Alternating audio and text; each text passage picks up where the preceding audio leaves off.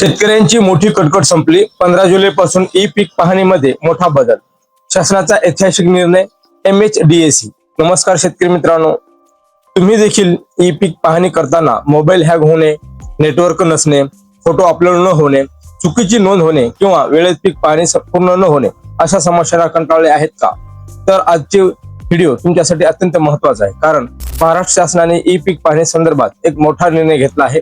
हा निर्णय लागू झाल्यानंतर लाखो शेतकऱ्यांची डोकेदुखी कमी होणार आहे. विशेषतः 15 जुलै पासून नवीन प्रणाली सुरू होणार असल्याची माहिती समोर आली आहे.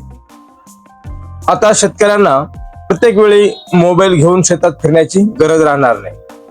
ई पीक पाहणी नेमकी कशी होणार, याची पीक विमा, नुकसान भरपाई आणि 7/12 नोंदीवर काय परिणाम होणार, संपूर्ण माहिती आजच्या या व्हिडिओमध्ये सविस्तर जाणून घेणार आहोत. त्यामुळे व्हिडिओ शेवटपर्यंत नक्की पहा. मित्रांनो, सर्वप्रथम ई पीक पाहणी म्हणजे नेमकं काय हे समजून घेऊया. महाराष्ट्र शासनाने काही वर्षापूर्वी शेती क्षेत्रातील माहिती अधिक अचूक आणि डिजिटल स्वरूपात उपलब्ध व्हावी यासाठी ई पीक पाहणी प्रणाली सुरू केली.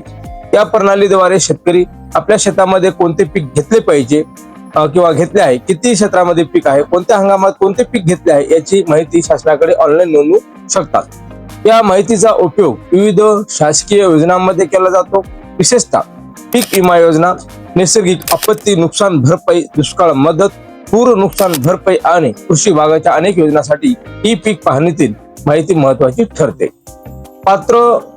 मात्र प्रत्यक्षात पाहिल्यास अनेक शेतकऱ्यांना या प्रक्रियेत अनेक अडचणी येत होत्या. ग्रामीण भागात नेटवर्कची समस्या आजही मोठ्या प्रमाणात आहे. अनेक शेतकऱ्याकडे आधुनिक स्मार्टफोन उपलब्ध नाही. काही शेतकऱ्यांना मोबाईल ऍप वापरणे अवघड जाते. अनेक वेळा ऍप बंद पडणे, लोकेशन न मिळणे, फोटो अपलोड न होणे किंवा चुकीची माहिती नोंद होणे यामुळे शेतकऱ्यांना त्रास सहन करावा लागत होता. काही वेळा पीक पाहणी वेळेत पूर्ण न झाल्यामुळे शेतकऱ्यांना विविध योजनांचा लाभ मिळवताना अडचणी निर्माण होत होत्या. या सर्व बाबीचा विचार करून शासनाने आता महत्वाचे पाऊल उचलले आहे. शासनाचा मोठा निर्णय. मित्रांनो, शासनाने ई पीक पाहणी अधिक प्रभावी आणि शेतकरी हिताची करण्यासाठी नवीन यंत्रणा विकसित करण्याचा निर्णय घेतला आहे. या निर्णयानुसार गाव पातळीवर ई पीक पाहणी सहाय्यकांची नियुक्ती केली जाणार आहे. हे सहाय्यक शेतकऱ्यांच्या शेतात जाऊन प्रत्यक्ष माहिती गोळा करतील आणि ती प्रणालीमध्ये नोंदवतील. यामुळे शेतकऱ्यांना स्वतः मोबाईल ऍप हाताळण्याची गरज कमी होणार आहे. सर्वात महत्वाची बाब म्हणजे ही प्रक्रिया 15 जुलै पासून सुरू होणार असल्याचे सांगितले जात आहे. म्हणजेच खरीप हंगामातील पीक नोंदी आता अधिक सोप्या पद्धतीने होण्याची शक्यता आहे. शेतकऱ्यांना काय फायदा होणार, तर आता प्रश्न पडतो की या नव्या निर्णयामुळे शेतकऱ्यांना नेमकं काय फायदा होणार. सर्वप्रथम मोबाईल आणि तांत्रिक अडचणी कमी होतील. अनेक शेतकऱ्यांकडे स्मार्टफोन नसतो किंवा मोबाईल वापरण्याचे पुरेसे ज्ञान नसते. अशा शेतकऱ्यांना आता सहाय्यकाची मदत मिळणार आहे. दुसरा मोठा फायदा म्हणजे चुकीच्या नोंदी कमी होतील. काही वेळा चुकीचे पीक, चुकीचे क्षेत्र किंवा अपूर्ण माहिती भरली जात होती, त्यामुळे भविष्यात लाभ मिळवताना अडचणी येत होत्या. आता प्रशिक्षित सहाय्यकाकडून माहिती नोंदवली जाणार असल्यामुळे अशा चुका कमी होण्याची शक्यता आहे. तिसरा फायदा म्हणजे वेळेची बचत. शेतकऱ्यांना वारंवार ऍप उघडणे, फोटो अपलोड करणे, नेटवर्क शोधणे यासाठी वेळ खर्च करावा लागणार नाही. चौथा फायदा म्हणजे पीक विमा प्रक्रियेत पारदर्शकता वाढेल. अचूक पीक नोंदणी असल्यामुळे नुकसान भरपाई आणि विमा दाव्यामध्ये अधिक विश्वासार्ह माहिती उपलब्ध होईल.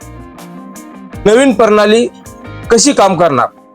मित्रांनो, आता ही नवीन प्रणाली नेमकी कशी काम करते ते पाहूया. गाव पातळीवर नियुक्त केलेले सहाय्यक शेतकऱ्यांच्या शेतात भेट देतील. ते प्रत्यक्ष पिकाची पाहणी करतील. शेताचे लोकेशन, पीक प्रकार, क्षेत्रफळ आणि आवश्यक माहिती डिजिटल स्वरूपात नोंदवतील. ज्या ठिकाणी नेटवर्कची समस्या असेल तिथे माहिती ऑफलाईन स्वरूपात साठवली जाईल आणि नंतर नेटवर्क उपलब्ध झाल्यानंतर किंवा ती ऑनलाईन अपलोड केली जाईल. यामुळे दुर्गम भागातील शेतकऱ्यांनाही मोठा फायदा होणार आहे. शेतकऱ्यांनी कोणती काळजी घ्यावी. जरी नवीन प्रणाली सुरू होत असली तरी शेतकऱ्यांनी काही गोष्टीची काळजी घेणे आवश्यक आहे. सर्वप्रथम आपल्या 7/12 उतारावरील माहिती तपासून घ्या. शेताचे क्षेत्रफळ, मालकी हक्क आणि इतर माहिती योग्य आहे का ते पहा. पीक पाहणीसाठी सहाय्यक आल्यास त्यांना योग्य माहिती द्या. तुमच्या शेतात प्रत्यक्ष कोणते पीक घेतले आहे याची अचूक माहिती सांगा. जर कोणतीही चुकीची नोंद आढळली तर त्वरित संबंधित अधिकाऱ्याशी संपर्क साधा. पीक विम्यावर काय परिणाम होणार? अनेक शेतकऱ्याचा प्रश्न असतो की ई पीक पाहणीचा पीक विम्याशी काय संबंध आहे? मित्रांनो, ई पीक पाहणीतील माहिती ही पीक विमा योजनेसाठी अत्यंत महत्वाची असते.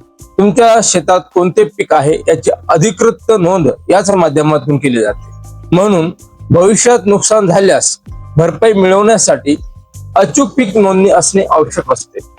नवीन प्रणालीमुळे ही प्रक्रिया अधिक पारदर्शक होण्याची अपेक्षा व्यक्त केली जात आहे. शेतकरी बांधवांसाठी महत्वाचा संदेश. मित्रांनो, शासनाने घेतलेला हा निर्णय शेतकऱ्याच्या दृष्टीने महत्वाचा मानला जात आहे. ई पीक पाहणी प्रक्रियेमध्ये येणारे अनेक अडचणी दूर करण्याचा प्रयत्न या माध्यमातून केला जात आहे. 15 जुलै पासून सुरू होणाऱ्या या व्यवस्थेमुळे ग्रामीण भागातील लाखो शेतकऱ्यांना दिलासा मिळू शकतो. मात्र शासनाकडून येणाऱ्या अधिकृत सूचना आणि स्थानिक कृषी विभागाच्या मार्गदर्शन सूचना यांचे पालन करणे अत्यंत आवश्यक आहे. कोणत्याही अफवा किंवा अपूर्ण माहितीवर विश्वास ठेवू नका. अधिकृत माहिती मिळाल्यानंतरच पुढील प्रक्रिया करा. शेवटी निष्कर्ष. तर मित्रांनो, आजच्या या व्हिडिओमध्ये आपण पाहिले की ई पीक पाहणी संदर्भात शासनाने महत्वाचा निर्णय घेतला आहे. 15 जुलै पासून नवीन प्रणाली लागू होण्याची माहिती समोर येत आहे. गाव पातळीवर सहाय्यकांच्या माध्यमातून पीक पाहणी होणार असल्यामुळे शेतकऱ्यांची मोठी कटकट कमी होऊ शकते. मोबाईलची अडचण, नेटवर्क समस्या, चुकीच्या नोंदी आणि वेळेचा अपव्यय या सर्व बाबींमध्ये मोठा फरक पडू शकतो. याचा फायदा पीक विमा, नुकसान भरपाई आणि विविध शासकीय योजनांचा लाभ घेताना होण्याची शक्यता आहे. मित्रांनो, तुमच्या मते हा शासनाचा निर्णय योग्य आहे का? ई पीक पाहणी करताना तुम्हाला कोणकोणत्या अडचणी आल्या होत्या? तुमचे मत खाली कमेंट मध्ये नक्की सांगा. व्हिडिओ उपयुक्त वाटला असेल तर लाईक करा, शेअर करा आणि आपल्या सर्व शेतकरी बांधवांपर्यंत ही माहिती पोहोचवा. तसेच शेती, पीक विमा, अनुदान, बाजारभाव आणि शासनाच्या नव्या योजनांची माहिती सर्वात आधी मिळवण्यासाठी आपल्या चॅनलला सबस्क्राईब करा आणि बेल आयकॉन दाबायला विसरू नका. धन्यवाद. जय महाराष्ट्र, जय जवान, जय किसान. भेटूया पुढील व्हिडिओ मध्ये. तोपर्यंत राम राम.